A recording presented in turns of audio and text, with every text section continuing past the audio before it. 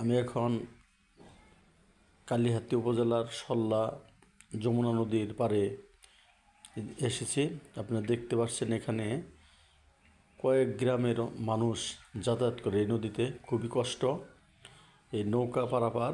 দেখা যাচ্ছে যে 10 মিনিটের কাজ করতে প্রায় 2 ঘন্টা 3 ঘন্টা লেগে যায়।